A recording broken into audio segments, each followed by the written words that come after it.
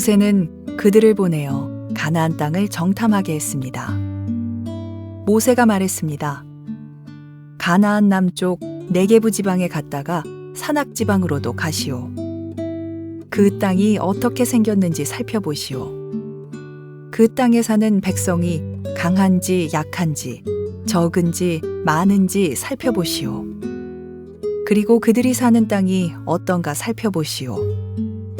좋은 땅인지 나쁜 땅인지 살펴보시오. 그들이 사는 마을은 어떤지, 마을에 성벽이 있는지 아니면 훤히 트인 들판의 진과 같은지 살펴보시오.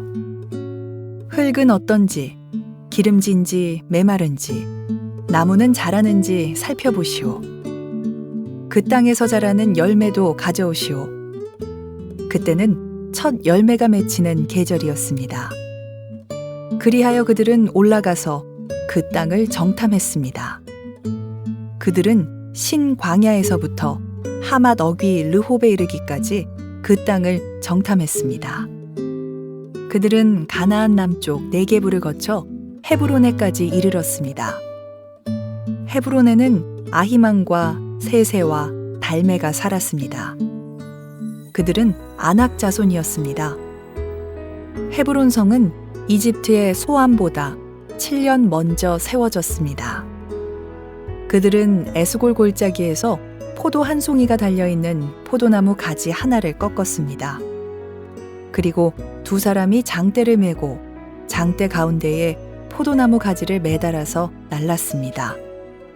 그들은 석류와 무화과도 땄습니다. 그들은 그곳을 에스골 골짜기라고 불렀습니다. 이스라엘 백성이 그곳에서 포도나무 가지를 꺾었기 때문입니다. 그들은 40일 동안 가나안 땅을 정탐한 뒤에 진으로 돌아왔습니다. 그들은 가데스에 있는 모세와 아론과 모든 이스라엘 백성에게로 돌아왔습니다. 가데스는 바란 광야에 있습니다. 그들은 모세와 아론과 모든 이스라엘 백성에게 보고를 하고 그 땅에서 가져온 과일을 보여주었습니다. 그들이 모세에게 말했습니다. 당신이 가라고 한 땅에 갔었습니다. 그 땅은 온갖 식물이 아주 잘 자라는 땅입니다. 거기에서 자라는 열매를 여기에 가져왔습니다. 그러나 거기에 사는 백성은 강합니다. 그들의 성은 성벽도 있고 큽니다. 우리는 거기에서 아낙 자손도 보았습니다. 아말렉 사람들은 네게부 지방에 살고 있습니다.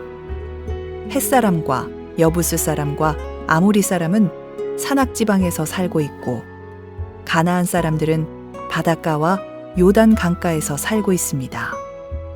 그러자 갈렙이 모세 앞에 있는 백성을 잠잠하게 한 뒤에 말했습니다.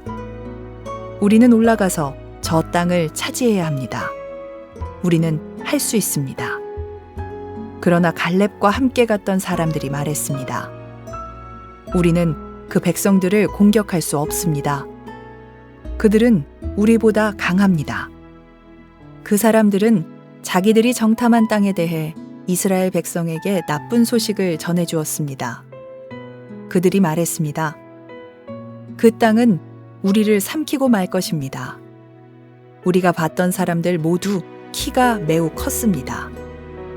우리는 그곳에서 네피림 백성도 보았습니다. 아낙 자손은 네피림 백성의 자손일 것입니다. 그들은 거인이었습니다. 우리는 스스로 보기에도 메뚜기 같았고 그들에게도 메뚜기 같아 보였을 것입니다. 자, 우리 가슴에 손을 얹고 믿음을 고백하고 오늘 말씀 듣겠습니다. 한번 따라해 주시겠어요? 하나님은 나를 사랑하십니다. 나는 그 사랑 안에 있습니다. 하나님은 오늘 나에게 말씀하실 것입니다. 그 말씀에 능력이 있습니다. 그 말씀에 생명이 있습니다. 나의 마음을 하나님께 열겠습니다. 나의 생각을 예수님께 집중하겠습니다. 들은 만큼 변합니다. 들은 만큼 행복해집니다. 지금 이스라엘이 시나이 반도 북동쪽 가데스 바네아라고 하는 지역에 진을 치고 기다리고 있거든요. 이 지역이 어디냐면 가나안 땅으로 들어가는 남쪽 관문과도 같은 지역입니다. 그래서 바로 지금 하나님의 진군 명령이 있으면 가나안 땅으로 그냥 들어가면 가나안 땅을 차지할 수 있는 그런 근접한 거리에 있었습니다. 그런데 이스라엘 백성들이 가나안 땅으로 들어가지 못합니다. 가나안 땅을 정탐하고 돌아왔던 그 정탐꾼들의 부정적인 이야기를 듣고 하나님을 원망하고 반역하고 그리고 이집트로 다시 돌아가겠다라고 했기 때문에 하나님께서는 그들을 가나안 땅으로 들여보내지 않으시고 40년 동안 광야를 방황하는 시간을 보내게 하십니다. 그리고 그들은 출애굽한 모든 1세대들이 성인으로 계수되었던 모든 1세대들이 광야에서 죽게 됩니다. 광야에서 일어났던 가장 비극적인 사건을 보면서 오늘 주의 말씀을 좀 들어보려고 합니다. 먼저 13장 1절과 2절 말씀 같이 한번 읽어볼게요. 자막을 통해서 한번 읽어주세요. 시작. 여호와께서 모세에게 말씀하셨습니다. 가나안 땅을 정탐할 사람들을 보내거라. 내가 그 땅을 이스라엘 백성에게 줄 것이다. 각 지파에서 지도자 한 사람씩 보내어라. 자, 이 말씀을 보면 가나안 땅을 정탐하기 위한 정탐꾼을 파송하는 것이 마치 하나님의 아이디어인 것처럼 보여집니다. 그렇죠? 그러나 신명기 1장을 보면 이것이 하나님의 아이디어가 아니라 이스라엘 백성들이 먼저 모세에게 와서 우리가 올라가기 전에 정탐꾼을 보내서 그 땅을 두루 살핀 다음에 보고를 듣고 갑시다 라고 하는 이야기를 했다라고 하는 것을 볼 수 있습니다. 하나님의 아이디어가 아니라 백성들의 아이디어였다는 거죠. 자, 그럼 백성들이 준비가 철저한 거냐? 철두철미한 것이냐? 아닙니다. 백성들이 정탐을 하기 원했던 이유는 또 다른 하나님을 향한 불신의 행동이었습니다. 그냥 하나님을 믿고 진군을 하면 되는데 자기들이 확인하고 자기들이 다 이 정탐을 한 다음에 보고를 듣고 진군을 하겠다라고 하는 또 다른 불신의 모습이 정탐꾼을 보내고자 하는 마음 가운데 숨겨 있었던 것입니다. 안타까운 사실은 모세도 정탐꾼을 보내는 것을 좋은 아이디어로 생각을 했다라는 말이 등장을 하거든요. 그럼 모세는 왜 그런 선택을 했을까? 옛날 고대 역사가였던 요세푸스라고 하는 사람의 기록을 보면 모세가 이집트의 왕자였을 때 실제로 이집트의 대군을 이끌고 아프리카로 전쟁을 나가는 기록들이 등장을 하거든요. 그러니까 모세는 전술도 알고 군사적인 이 캠페인을 해봤던 사람이기 때문에 상식적으로 그 땅을 두루 살핀 다음에 보고를 받는 것이 전술을 만드는데 더 효과적일 것이다 라고 생각을 하고 거기에 동의를 해 주었던 것 같아요. 약속의 땅으로 들어갔던 정탐꾼에게 주어졌던 임무는 그 땅이 어떤 땅인지를 살펴보고 오는 것이었습니다. 그 백성이 강한지 약한지, 수는 많은지 적은지, 그 마을은 어떤지, 성이 있는지, 아니면 그냥 오픈 필드인 건지, 흙은 어떤지, 기름진지 아니면 메마른지 살펴보고 그 땅의 열매들을 가지고 돌아오는 것이 그들의 미션이었습니다. 각 지파에서 선출된 12명의 정탐꾼이니까 똑똑하고 용맹스러운 사람들로 아마 뽑았을 것이고요. 그들은 가나안 땅을 40일 동안 두루 정탐을 하게 됩니다. 그리고 정탐을 마치고 온 정탐꾼들의 보고가 진행이 되죠. 26절부터 볼게요. 26절부터 33절 좀 긴데 그래도 같이 한번 읽어보겠습니다. 26절 말씀 여러분이 먼저 읽어주세요. 시작. 그들은 가데스에 있는 모세와 아론과 모든 이스라엘 백성에게로 돌아왔습니다. 가데스는 바난 광야에 있습니다. 그들은 모세와 아론과 모든 백성들에게 보고를 하고 그 땅에 가져온 과일을 보여주었습니다. 그들이 모세에게 말했습니다. 당신이 가라온 땅에 갔었습니다. 그 땅은 온갖 식물이 아주 잘 자라는 땅입니다. 거기에서 자라는 열매를 여기에 가져왔습니다. 그러나 거기에 사는 백성은 강합니다. 그들의 성도 병력도 있고 큽니다. 우리는 거기서 아낙 자손을 보았습니다. 아말렉 사람들은 네게부 지방에 살고 있습니다. 헷 사람과 여부스 사람과 아모리 사람은 사락 지방에 살고 있고 가나안 사람들은 바닷가와 요단강가에 살고 있습니다. 갈렙이 모세 앞에 있는 백성을 잠잠하게 한 뒤에 했습니다. 우리는 올라가서 저 땅을 차지해야 합니다. 우리는 할 수 있습니다. 그러나 갈렙과 함께 갔던 사람들이 말했습니다. 우리는 그 백성들을 공격할 수 없습니다. 그들은 우리보다 강합니다. 사람들은 자기들이 동탐한 땅에게 나쁜 소식을 전해 주었습니다. 그들이 말했습니다. 그 땅은 우리를 삼키고 말 것입니다. 우리가 봤던 사람들 모두 키가 매우 컸습니다. 33절 다 같이 우리는 그곳에서 네피림 백성도 보았습니다. 아낙 자손들은 네피림 백성의 자손일 것입니다. 그들은 거인들이었습니다. 우리는 스스로 보기에도 메뚜기 같았고 그들에게도 메뚜기 같아 보였을 것입니다. 자, 포도송이를 두 사람이 장대에다 메고 왔으니까 얼마나 큰 포도송이였겠어요? 40일 동안 이 두루두루 보고 온 땅들을 얘기하기 전에 아마 이스라엘 백성들이 그 포도송이와 열매를 보고 마음이 흥분이 됐겠죠.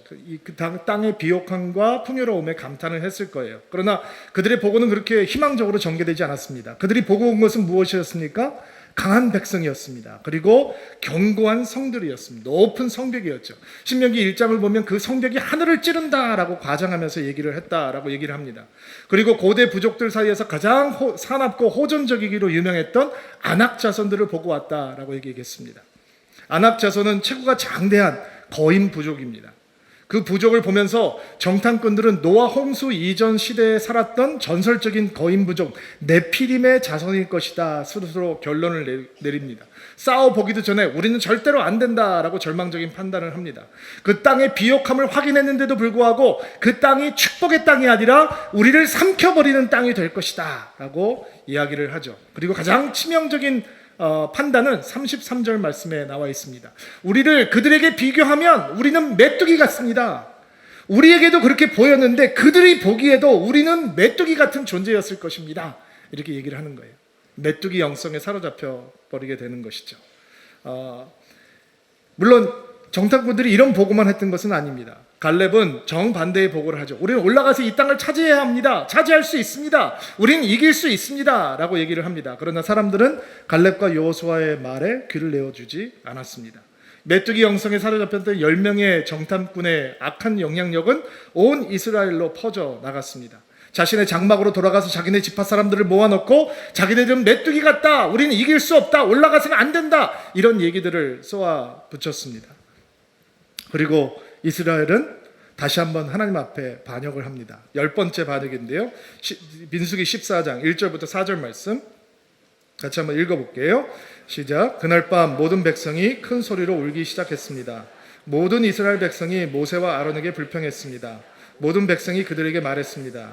우리가 이집트에서 죽었거나 광야에서 죽었더라면 더 좋았을 것이요, 여호와께서는 왜 우리를 이 땅으로 인도해서 칼에 맞아 죽게 하는 거요? 우리 아내와 자식들은 잡혀가고 말 것이요, 차라리 이집트로 돌아가는 것이 좋겠어. 그들이 또 서로 말했습니다. 지도자를 뽑아서 이집트로 돌아갑시다.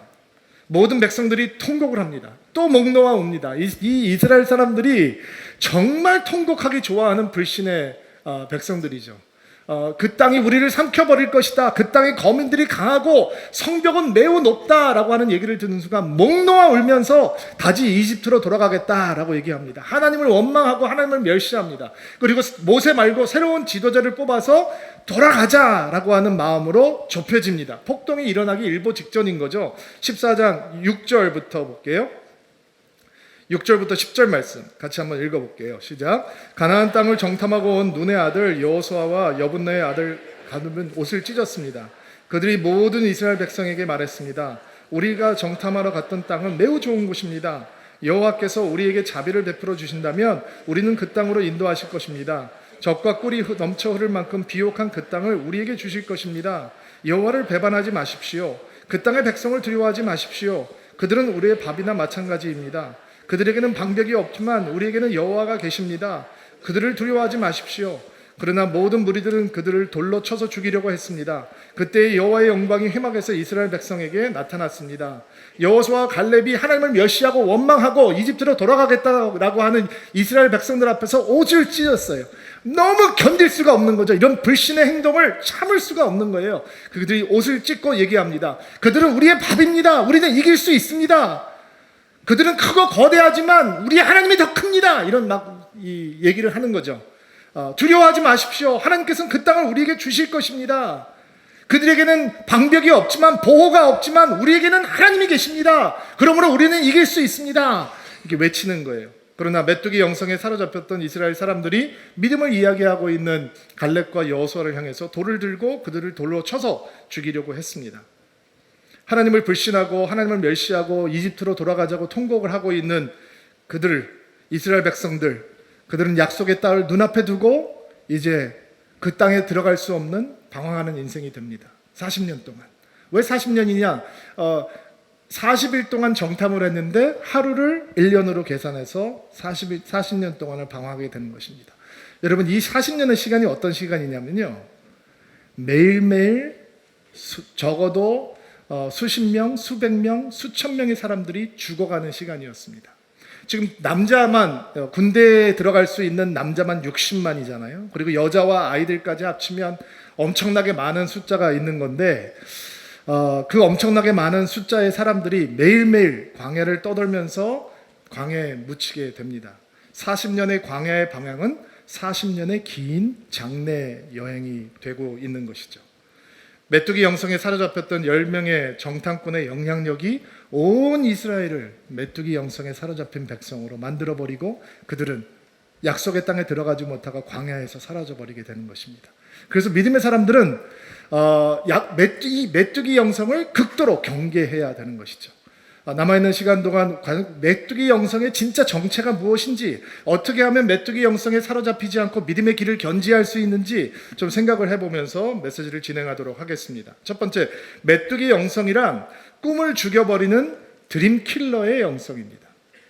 드림킬러의 영성. 이스라엘 백성들은 정탐꾼이 가져온 약속의 땅의 소산을 보면서 너무 기뻤을 거예요. 그렇게 큰 포도송이를 본 적이 없으니까, 야, 정말 대단하구나. 젖과 꿀이 흐른다고 하더니 저 열매 좀 봐. 저 풍요로운 좀 봐. 저 땅이 이제 우리 땅이 된다고, 우리가 이제 저런 거 먹고 살 수 있다고 너무 감사하구나. 하나님 감사합니다. 빨리 들어가고 싶습니다. 이런 기대감이 생겼을 거예요. 그런데 10명의 정탐꾼의 보고가 계속되면서 그 기대감이 점점 사그라지기 시작합니다. 그 10명의 정탐꾼의 입술에는 살리는 권세가 아니라 죽이는 권세가 담겨 있었습니다. 그들의 보고가 끝나자 이스라엘 백성들에게 있던 모든 꿈은 사라져버리기 시작합니다. 없어져 버립니다. 그리고 이집트로 돌아가자면 하나님을 멸시합니다. 누구도 약속의 땅에 들어가고 싶다라고 하는 생각을 하지 않습니다. 이게 드림킬러의 정체죠. 드림킬러의 영성인 것입니다. 여러분, 교회 안에서도 이런 사람들을 간혹 만날 수 있습니다. 뭐 하자 그러면 안 된다고 얘기합니다. 소용없다라고 얘기를 하죠. 이전 교회에서 사역을 할 때 제가 새로운 사역을 맡게 됐는데, 새로운 사역에 이제 부임을 해서 팀장으로 섬기고 있는 집사님과 함께 회의를 하게 됐습니다. 그분은 그 사역에서 8년 동안 팀장을 하고 계시는 분이었습니다. 사역이 조금 침체되어 있었는데 만나자마자 이런 말씀을 하시더라고요. 목사님께서 새로 오셔서 의욕 있게 이렇게 일을 하고 싶으신 것이 이해가 되는데, 제가 8년 동안 지금 이 사역 팀장을 하고 있지 않습니까? 해봤는데 안 됩니다. 소용없습니다. 필요 없습니다. 이런 얘기를 막 하시는 거예요. 그리고 제가 부임하자마자 저는 이제 올해까지만 하고 내년은 그만두겠습니다. 이런 얘기를 하시는 거예요. 저는 사람도 없고 조직도 없는데 팀장이 그만둔다 그러면 큰일 나잖아요. 그러니까 이제 그 비율을 맞추면서 제가 끌고 가야 되는데, 사사건건 해봤다. 소용없다. 당신은 잘 몰라서 그러는데 우리는 여기에 8년 동안 있었다. 이러면서 계속 이제 찬물을 끼얹는 거예요. 안 되겠더라고요. 그래서 다음 해가 됐을 때 다른 팀장을 세웠어요. 그만두시겠다고 그랬으니까 그만두시라고 하고, 다른 팀장 할 수 있다. 해봅시다. 한번 해봅시다. 기도하면 됩니다. 이런 분들을 세웠어요.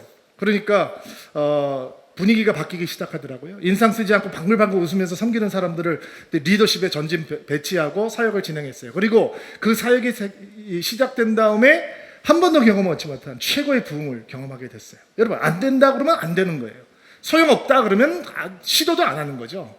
이 드림킬러의 영성은 절대로 하나님의 역사를 체험하지 못해요. 기억하세요. 예리한 게 아니에요. 드림킬러의 영성은 절대로 하나님의 이 역사를 체험하지 못해요. 드림킬러의 영성을 내어 쫓으려면 우리 안에 드림빌더의 영성이 생겨야 되는 거예요.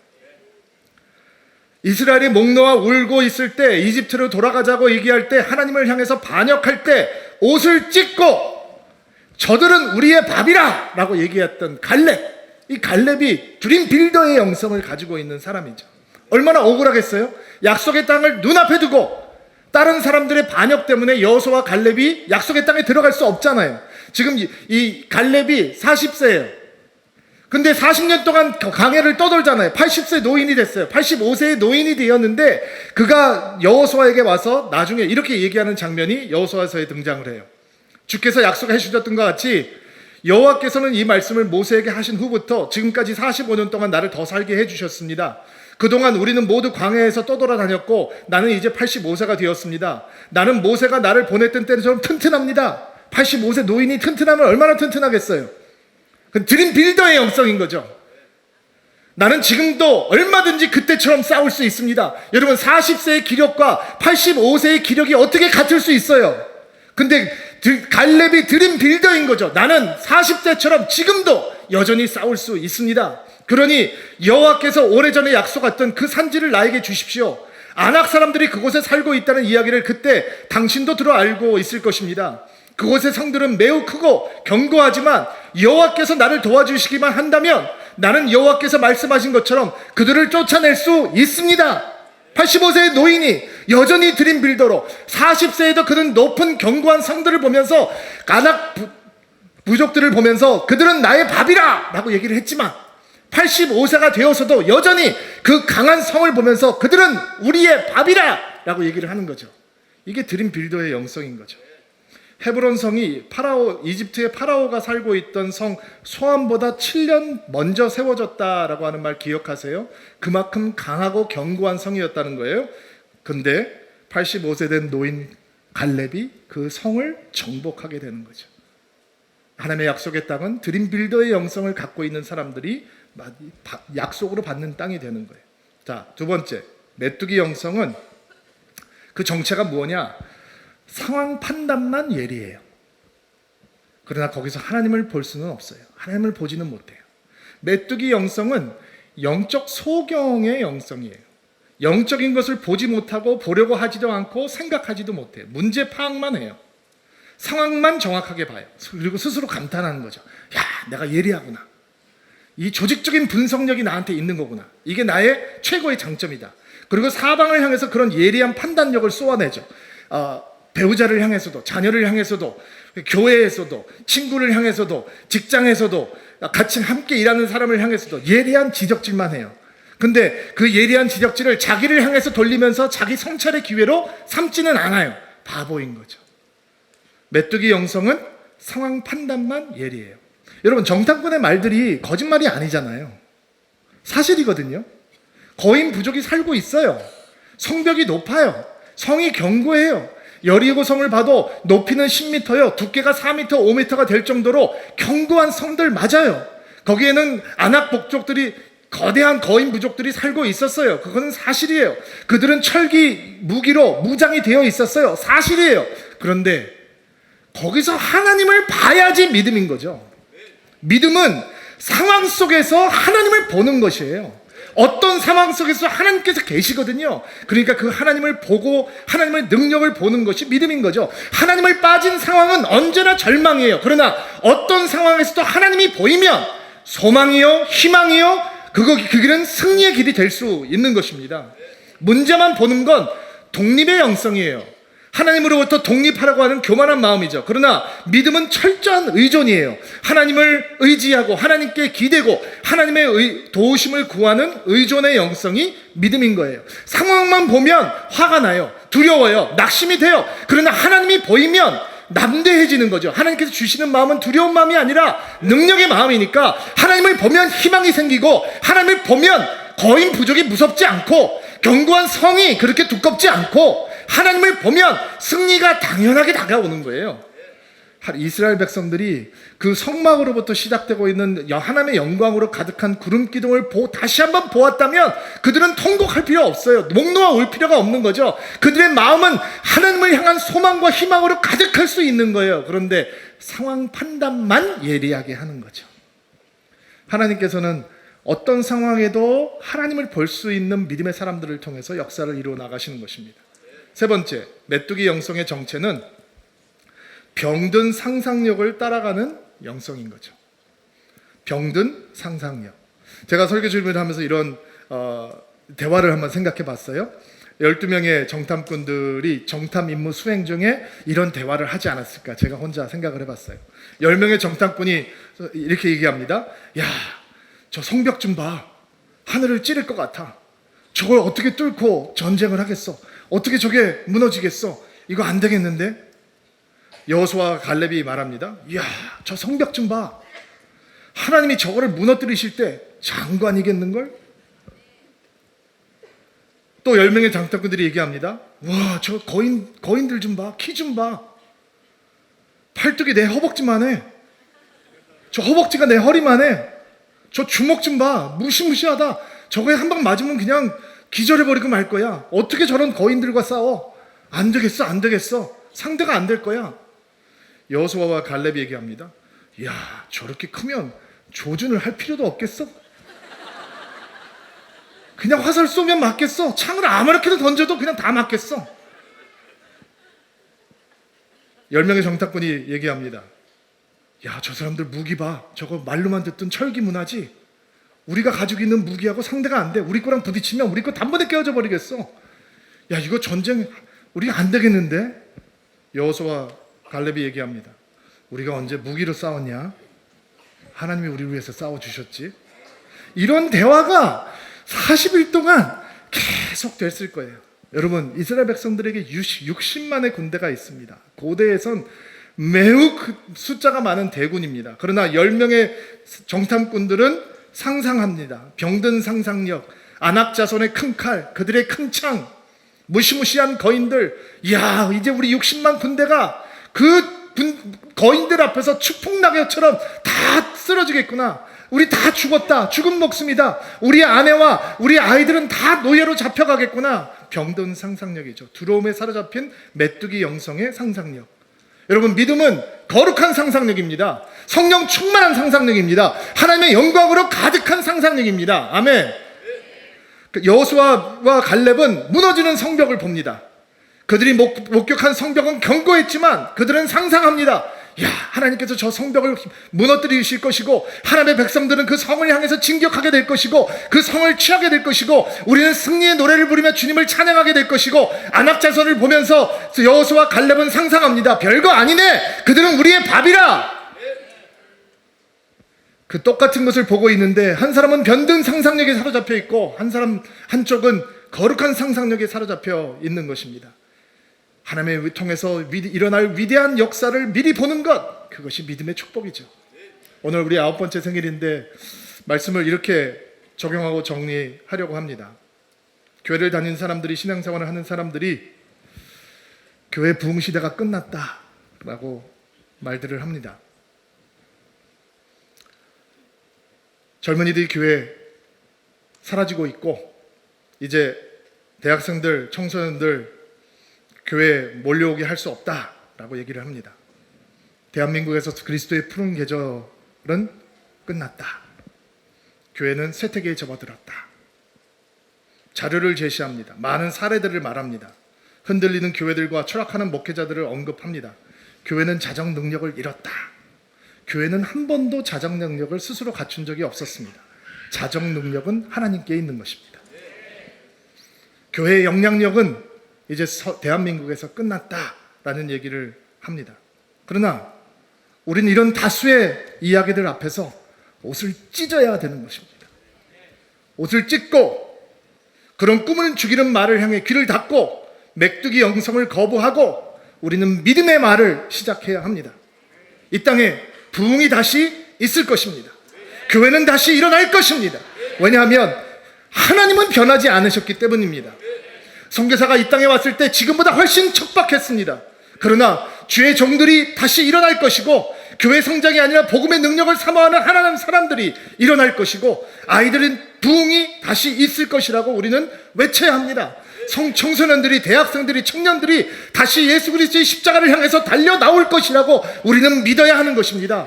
지금 숫자가 청소년, 어린이, 대학생들이 3% 미만 복음하거든요. 그것이 다시 20%로 30%로 올라갈 수 있다라고 우리는 꿈꿔야 하는 것입니다.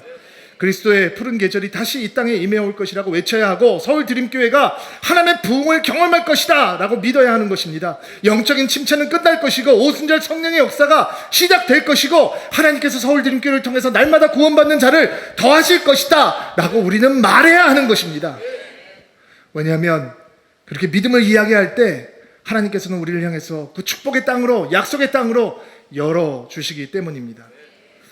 오늘 그 메뚜기 영성을 거부하고 믿음의 길을 걸어가는 드림인들 되기를 주의 이름으로 축복합니다.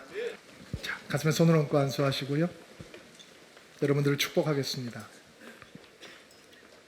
하나님, 메뚜기 영성을 예수 그리스도의 이름으로 거부합니다. 거절합니다.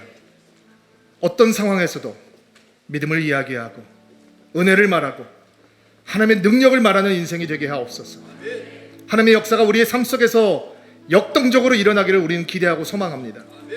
약속의 땅의 선물을 믿음으로 받는 드림인들 되게 도와주시고, 서울 드림교회가 믿음을 말하는 교회가 되게 하시고, 하나님의 역사를 말하는 교회가 되게 하시고, 성령의 능력이 충만한 교회가 될 수 있도록 은총을 베풀어 주옵소서. 우리의 가는 길이 하나님의 영광으로 찬란한 길이 될 수 있도록 하나님께서 함께하여 주옵소서. 예수님의 이름으로 기도하옵나이다.